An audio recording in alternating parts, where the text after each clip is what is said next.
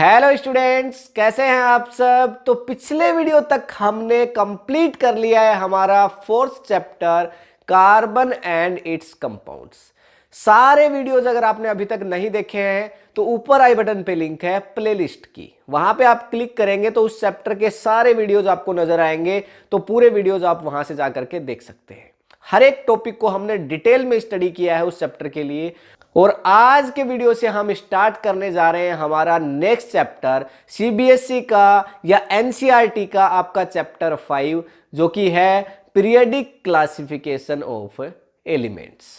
ये chapter start कर रहे हैं और आज के वीडियो के अंदर स्पेसिफिकली एक इंट्रोडक्शन वीडियो होगा। इसमें पूरा हम ये देखेंगे कि क्या क्या हम इस चैप्टर के अंदर पढ़ने वाले हैं। और उसके बाद यहाँ पे आपको मैं बताऊंगा इसका जो फर्स्ट पॉइंट है वो हम डिटेल में स्टडी करेंगे कि why we need to classify elements. हमें एलिमेंट्स का क्लासिफिकेशन करने की रिक्वायरमेंट क्यों है। तो स्टार्ट करते हैं। तो आपका सबसे पहले तो ये जो चैप्टर है पीरियडिक क्लासिफिकेशन ऑफ एलिमेंट, वो एक बहुत सबसे ज्यादा शॉर्ट चैप्टर है, एक छोटा चैप्टर है, बहुत इंपॉर्टेंट है एग्जाम के पॉइंट ऑफ व्यू से। और एग्जाम के पॉइंट ऑफ व्यू से तो इंपॉर्टेंट है ही, साथ ही अगर ये चैप्टर आपको ठीक से नहीं आता है तो 11th क्लास 12th क्लास की केमिस्ट्री आपके सर के ऊपर से जा सकती है। क्योंकि इस चैप्टर के अंदर ही वो बेस हम समझने वाले हैं कि हमारी पीरियडिक टेबल में कौन कौन से टाइप के elements, metals, non metals, metalloids, S block, P block, D block, F block, lanthanoids, actinoids. Period में आप लेफ्ट टू राइट जाएंगे तो क्या होगा, कितने पीरियड हैं, कितने ग्रुप्स हैं।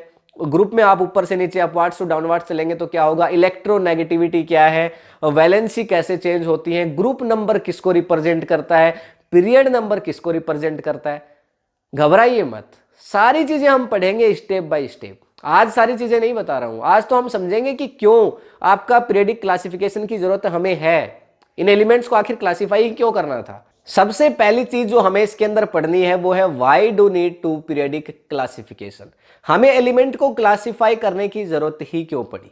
जिस पॉइंट पे मैं अभी ये सारी चीजें आपको बता देता हूं उसके बाद आऊंगा। ये अकेला जो क्लासिफिकेशन की रिक्वायरमेंट क्यों है, इसके अंदर फिर किस किस ने क्लासिफाई किया। डोबेर्नियर ट्रेड्स को हम डिस्कशन करेंगे, लॉ ऑफ ऑक्टेव्स को हम डिस्कशन करेंगे, मेंडल की जो पीरियडिक टेबल थी, मेंडलीफ पीरियडिक क्लासिफिकेशन, उसको हम डिस्कशन करेंगे। उसके बाद हम जो मॉडर्न पीरियडिक टेबल है जो कि हेनरी मोस्ले ने दी, उसको हम स्टडी करेंगे। ये सारी चीजें पीरियडिक टेबल को कैसे 4 block S P D F, ये मैं मॉडर्न पीरियडिक टेबल की बात कर रहा हूं, उसमें डिवाइड किया गया है, उसके बारे में बात करेंगे। और फिर लास्ट में पीरियडिक प्रॉपर्टीज के बारे में बात करेंगे कि ग्रुप में या फिर पीरियड में अगर आप लेफ्ट टू राइट जाते हैं, टॉप टू बॉटम जाते हैं, बॉटम टू टॉप जाते हैं तो कैसे इस पे इंपैक्ट पड़ेगा। ये जो आप अपनी स्क्रीन पे देख पा रहे हैं ना, ये मॉडर्न पीरियडिक टेबल है। जिस पीरियडिक टेबल के हिसाब से हम आज काम करते हैं, हम सारे एलिमेंट्स को आज हम पढ़ते हैं, पर हमेशा से मॉडर्न पीरियडिक टेबल ऐसी नहीं थी। इसमें बहुत सारे लोगों ने, बहुत सारे साइंटिस्ट ने, बहुत सारे केमिस्ट ने अपना कंट्रीब्यूशन दिया है, तब जाकर के कहीं ये मॉडर्न पीरियडिक टेबल बन पाई है। हमारा इंट्रोडक्शन पार्ट यहां तक ही था। अब यहां पे हमारा स्टार्ट हो चुका है टॉपिक कि why we need to classify elements. आखिर हमें एलिमेंट्स को क्लासिफाई करने की जरूरत क्यों है। आप कभी एक शॉप पे जाइए, ग्लोसरी शॉप पे जाइए, वहां पे आप देखेंगे कि अलग अलग जो सामान है वो आपका शॉप के अंदर अलग अलग रैक में आपको रखा हुआ मिलेगा। जब भी आप उससे कुछ मांगते हैं शॉपकीपर से, वो जाता है अपना एक सामान, कोई भी जो आपने मांगा दुकानदार से, वो उठाता है और आपको लाके दे देता है। सिंपल। ऐसा वो क्यों कर पाया? ऐसा वो इसलिए कर पाया क्योंकि उसने उन सारी चीजों को क्लासिफाई कर रखा है, अलग अलग हिस्सों में बांट रखा है। उसको पता है साबुन कहां रखे हैं, उसको पता है ऑयल कहां रखे हैं, उसको पता है डिटर्जेंट कहां है, उसको पता है बिस्किट कहां है, सारी चीजें उसको पता है।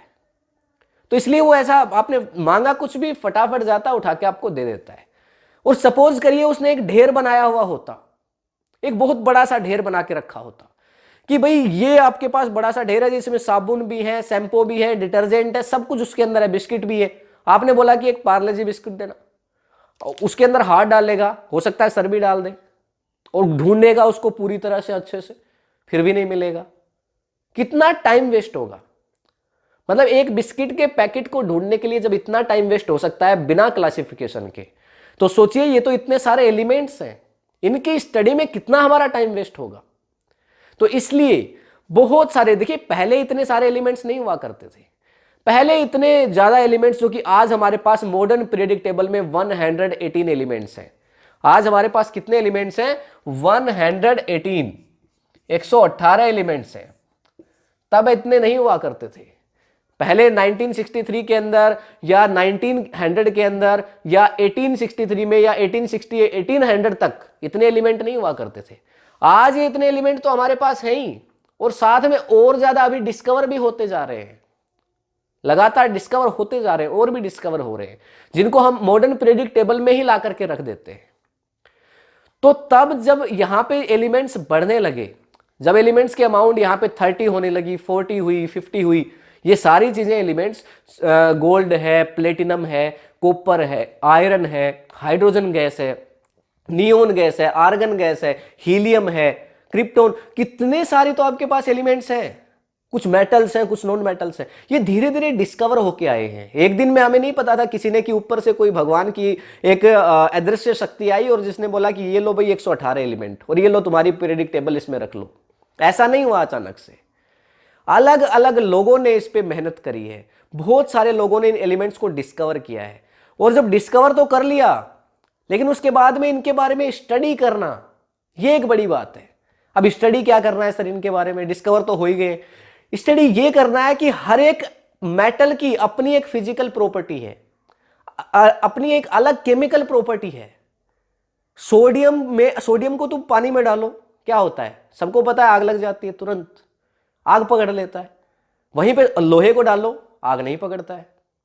ठीक, वहीं पे हाइड्रोजन को हवा में खुला छोड़ दो, उड़ जाएगी बाहर, रुकेगी नहीं। सिलेंडर में कंप्रेस करके रखना पड़ेगा तो रुकेगी। तो सबकी अपनी अपनी प्रॉपर्टीज हैं। कार्बन डाइऑक्साइड आग को बुझा देती है, ऑक्सीजन आग को जला देती है, हाइड्रोजन पॉप साउंड के साथ जलती है। सबकी अपनी अपनी प्रॉपर्टीज हैं। ये इतने सारे जो एलिमेंट्स हैं, ये अपने अपने अलग अलग लेवल पे कुछ फिजिकल प्रॉपर्टी रखते हैं। कोई लिक्विड स्टेट में मिलेगा, मर्क्यूरी है, रूम टेम्परेचर है तो एक मेटल, पर लिक्विड स्टेट में मिलता है। सबकी अपनी अपनी कुछ फिजिकल प्रॉपर्टीज है, फिजिकल स्टेट है, कोई लिक्विड स्टेट में मिल रहा है, कोई गैस स्टेट में मिल रहा है।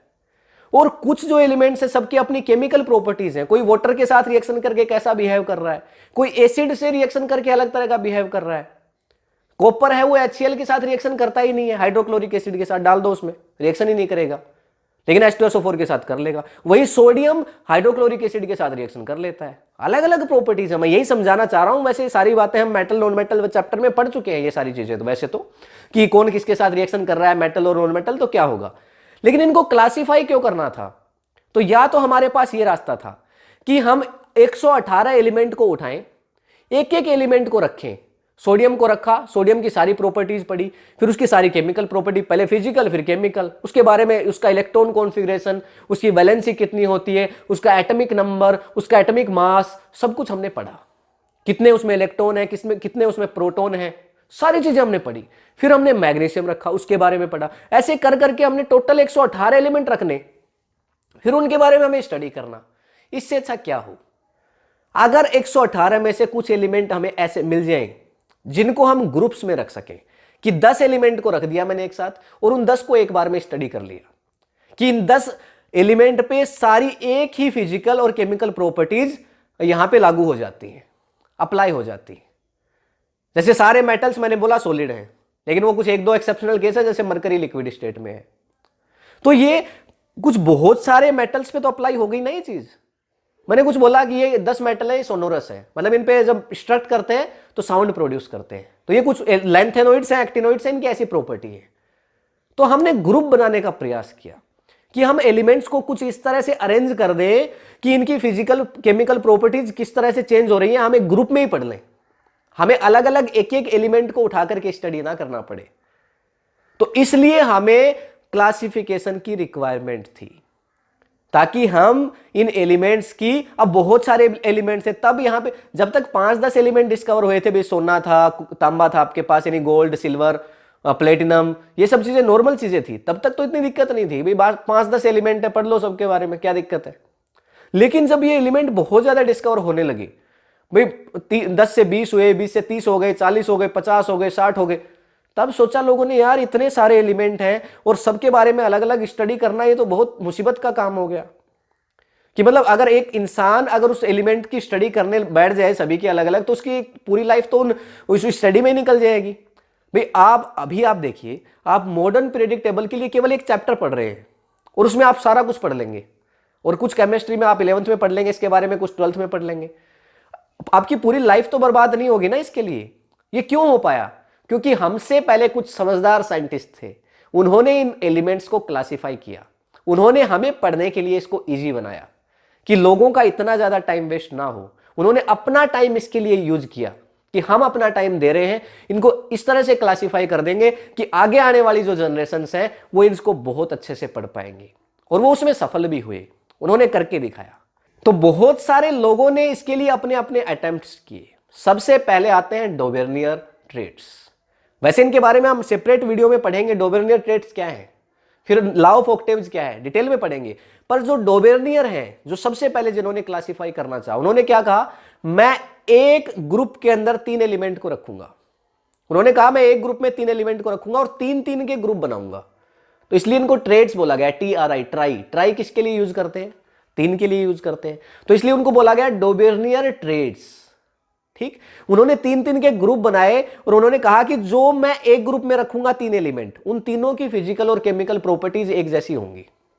जैसे उन्होंने सोडियम को रखा, लिथियम को रखा, पोटेशियम को रखा, एक ग्रुप में रख दिया, और उन्होंने बोला तीनों की physical property, chemical property same है। तो ऐसे कर करके 3-3 के उन्होंने ग्रुप बनाए, जिसको डोबेर्नियर ट्रेड्स हम कहते हैं, जो कि हम डिटेल में स्टडी करेंगे। पहले डोबेर्नियर आए, उसके बाद न्यूलैंड आए। न्यूलैंड साइंटिस्ट थे जिन्होंने लॉ ऑफ ऑक्टेव्स दिया।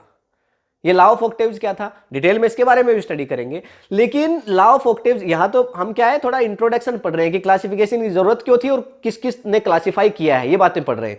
जो लॉ ऑफ ऑक्टेव्स था वो म्यूजिक से रिलेट किया उन्होंने। न्यूलैंड ने इनको यहां पे क्या कर दिया, म्यूजिक से कंपेयर किया। जैसे सा रे गा मा पा दा नी सा, हर 7 के बाद 8वां रिपीट हो जाता है। सा, फिर से सा आ जाता है, सा रे गा मा पा दा नी सा, फिर से सा आ जाता है। तो इन्होंने ऐसा कहा कि मैं इस तरह से इनको क्लासिफाई करूंगा, म्यूजिक से कंपेयर कर दिया कि भाई हर 7 एलिमेंट के बाद जो 8वां एलिमेंट आएगा, पहले एलिमेंट की और 8वें एलिमेंट की, उसके बाद फिर से जो 8वां आएगा उसकी, उन सभी की फिजिकल और केमिकल प्रॉपर्टीज बराबर होती जाएंगी, एक जैसी होती जाएंगी। तो तुम बस एक एक उसको ग्रुप को पढ़ लेना जो मैं बना रहा हूं। पहला रख दिया, फिर 8वां एलिमेंट उसके नीचे रख दिया, फिर उसके बाद अगला 8वां उसके नीचे रख दिया, उसके बाद उससे अगला 8वां, अब दूसरे के नीचे 9वां रख दिया, तीसरे के नीचे 10वां रख दिया, इस तरह से।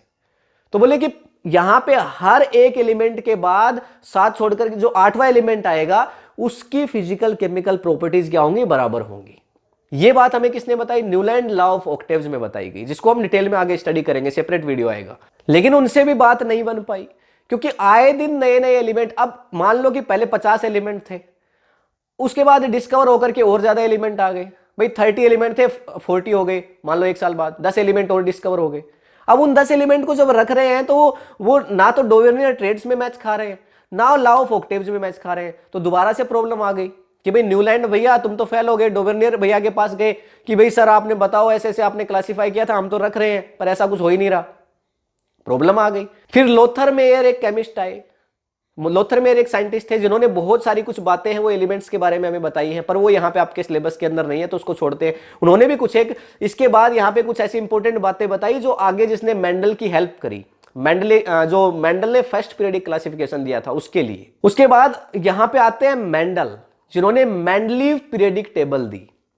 पहला पीरियडिक क्लासिफिकेशन, क्वेश्चन पूछा जाता है कई बार, पहला पीरियडिक क्लासिफिकेशन किसने दिया, मेंडल ने दिया।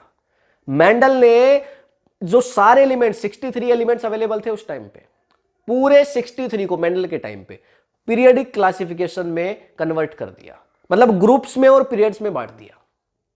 तो ये पहला पीरियडिक क्लासिफिकेशन था उनका। और ऐसा कहते हैं कि सपने में उन्होंने इन एलिमेंट को क्लासिफाई किया था, ताश के पत्ते सपनों में उन्होंने अरेंज किए थे इस तरह से सपने के अंदर, और वही ड्रीम जो उनका जो जैसा था उन्होंने उन ताश के पत्तों को अरेंज करके और ठीक वैसा का वैसा अपना पीरियडिक क्लासिफिकेशन दे दिया, क्योंकि वो इस पे वर्क कर रहे थे। भाई सपने आपको उसी चीज के आते हैं जिस पे आप काम कर रहे हैं।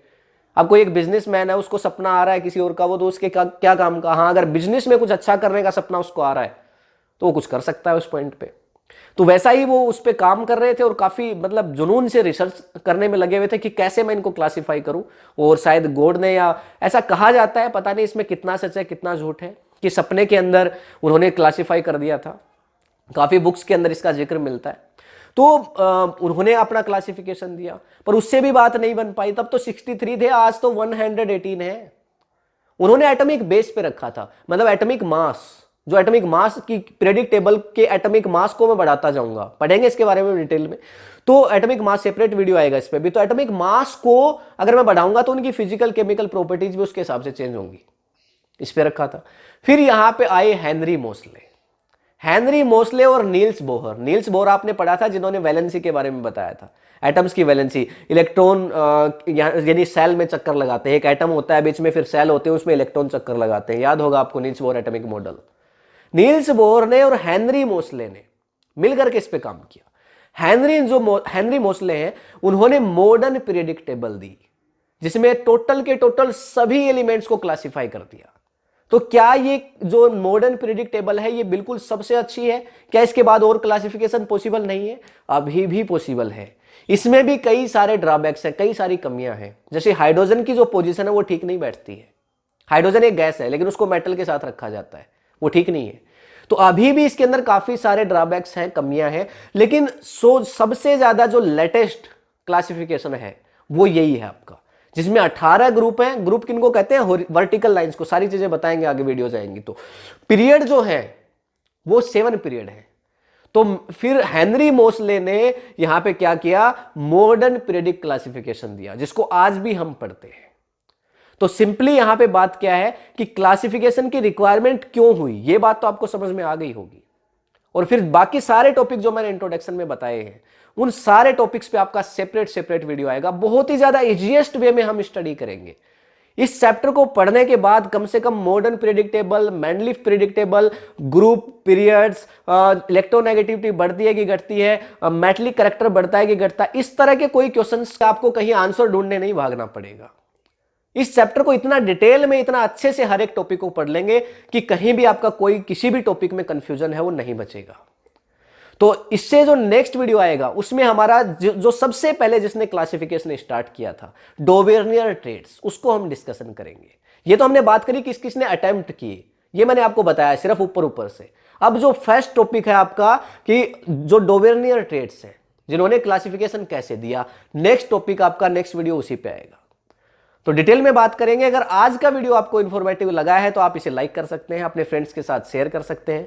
और वैसे भी एग्जामिनेशंस का टाइम है, शेयर करिए अपने फ्रेंड्स के साथ। हो सकता है कौन सा मेरा एक पॉइंट किसी एक बच्चे को एग्जामिनेशन के अंदर काम आ जाए। तो अगर आपने अभी तक इस चैनल को सब्सक्राइब नहीं किया है तो कर लीजिए, बेल आइकन को जरूर प्रेस करिए ताकि सारे नोटिफिकेशंस आपको मिलते रहे। मिलेंगे नेक्स्ट वीडियो के अंदर डोवेर्नियर ट्रेड्स के साथ। तब तक के लिए thank you, have a nice day.